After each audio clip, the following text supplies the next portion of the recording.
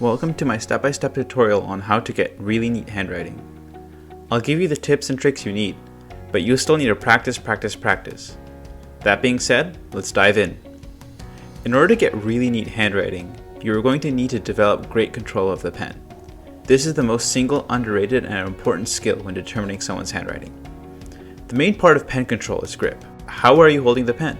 You can test your grip yourself by holding a gel pen to a piece of paper and drawing lines until you find a grip that allows you to guide the pen across the paper. Too hard and you'll find that the pen follows the grooves of the paper and desk underneath.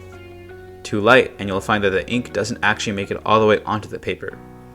I generally recommend gel pens when practicing handwriting because you don't have the variable thickness of a pencil and you avoid the spottiness of a ballpoint pen. Once you've found your proper grip, we're going to get started with drawing lines.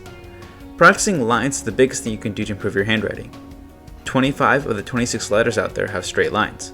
The only one that doesn't is the letter O, so being able to draw a straight line is the best bang for your buck.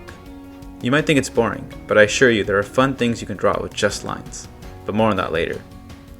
When people draw a straight line, they tend to let their fingers do all the guiding. However, it's really hard to keep your pen straight that way. Each finger can put a unique amount of pressure on the pen from different angles. Rather, you want to lock down as many joints as possible. Lock down your fingers, lock down the pen in your hand, and now here's the trick, lock down your wrist too.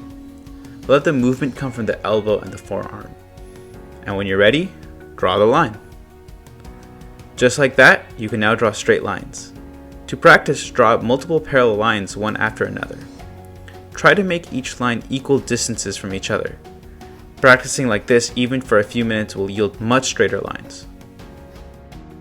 Now that you can draw straight lines, you can doodle some pretty fun stuff, like rectangles, graphs, and even sheet music.